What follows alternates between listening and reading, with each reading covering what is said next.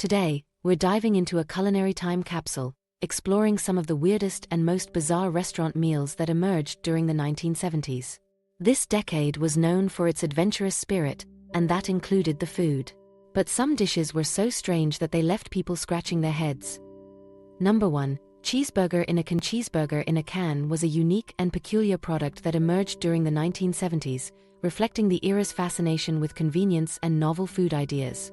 The concept itself was simple but strange: a fully cooked cheeseburger sealed inside a can, ready to eat whenever hunger struck. This product was primarily marketed towards campers and outdoors enthusiasts, providing a quick meal option that required no cooking, refrigeration, or preparation. The creation of the cheeseburger in a can was part of a broader trend during the 1970s when food innovation often prioritized convenience over culinary quality.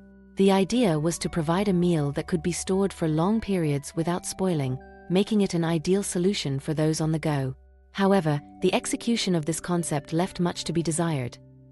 Inside the can, consumers would find a complete cheeseburger, including a bun, patty, cheese, and condiments like ketchup and mustard. The components were pre-cooked and then sealed in the can through a process that allowed them to remain shelf-stable for an extended period.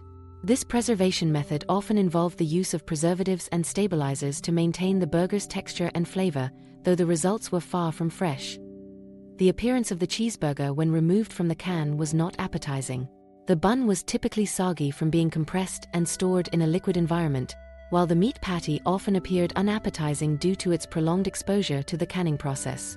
The cheese, meant to be melted and gooey, was instead a rubbery, processed slice that bore little resemblance to the fresh ingredient it was intended to mimic.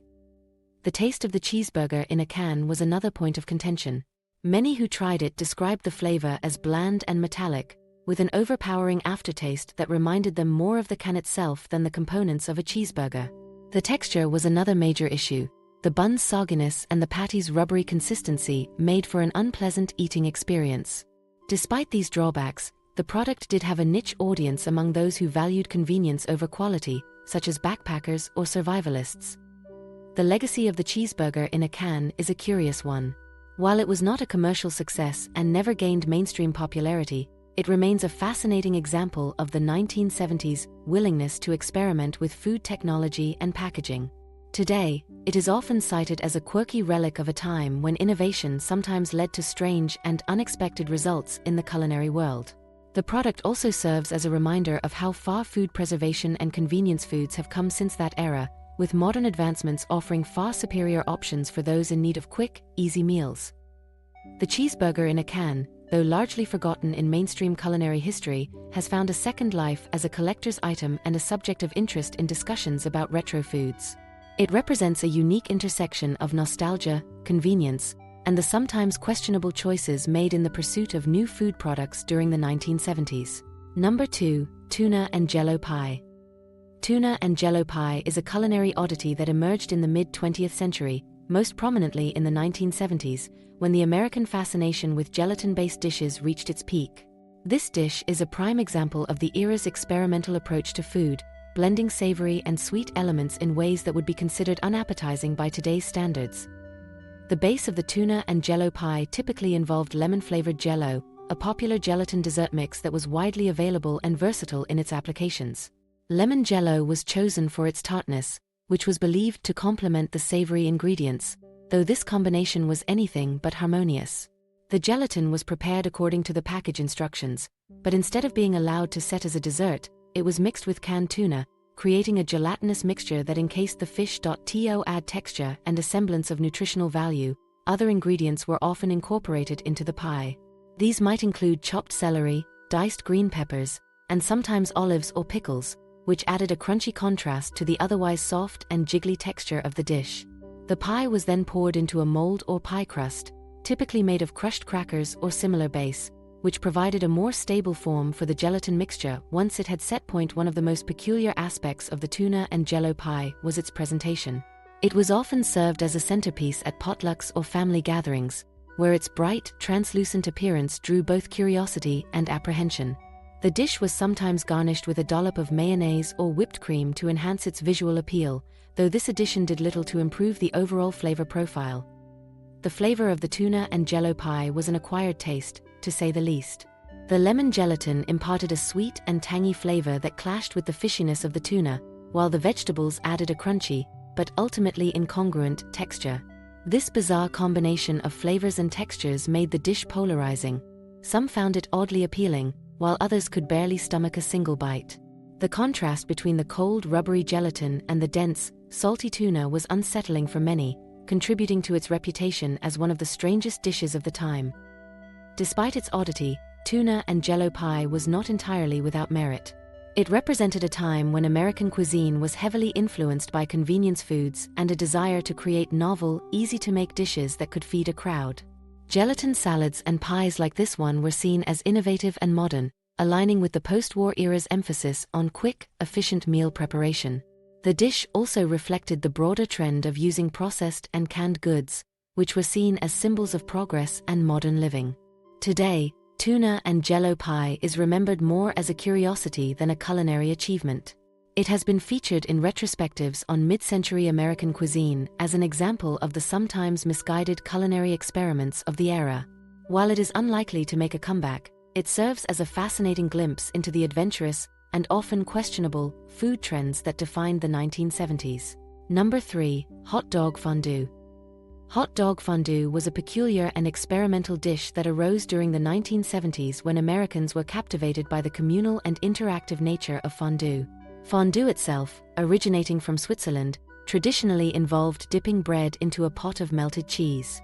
However, the American adaptation took an unexpected turn with the creation of hot dog fondue, where slices of hot dogs were used as the main dipping item instead of the more traditional choices. This dish was largely a product of the era's fascination with convenience foods and a desire to put a playful spin on everyday meals. The concept was simple yet unconventional. Hot dogs, often considered a staple of American fast food, were cut into small pieces and served alongside a pot of melted cheese. The cheese used for fondue varied, but it was typically a blend of processed cheese designed to maintain a smooth, creamy consistency that would cling to the hot dog slices when dipped.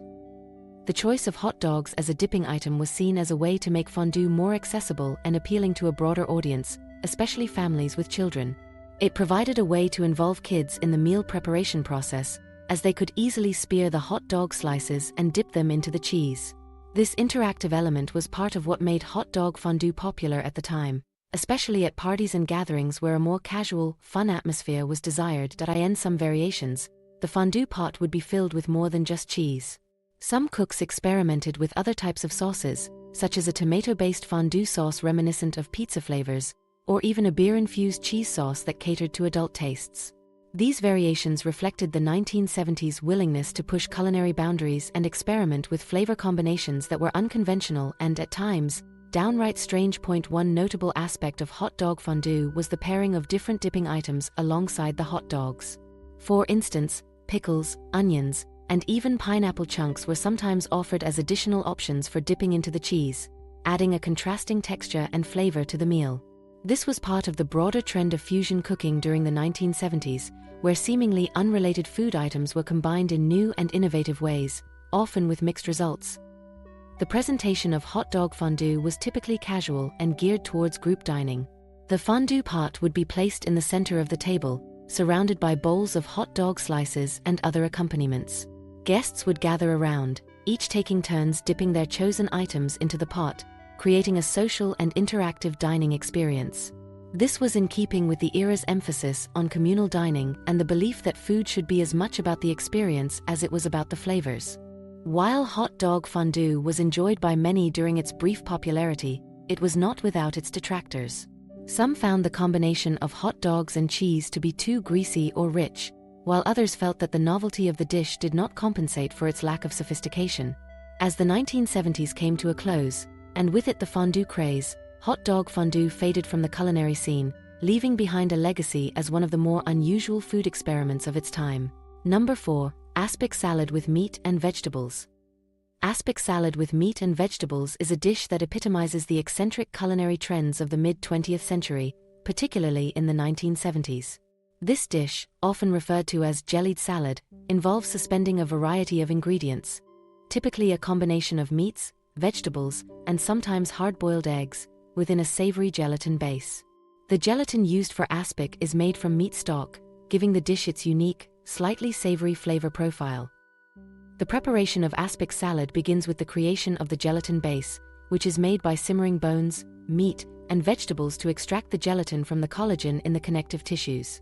This stock is then clarified to ensure it is clear and smooth before being seasoned with salt, pepper, and sometimes a splash of vinegar for tang. Once the gelatin has been prepared and cooled slightly, it is poured into a mold, typically a ring or loaf shape, and then the solid ingredients are carefully arranged within it.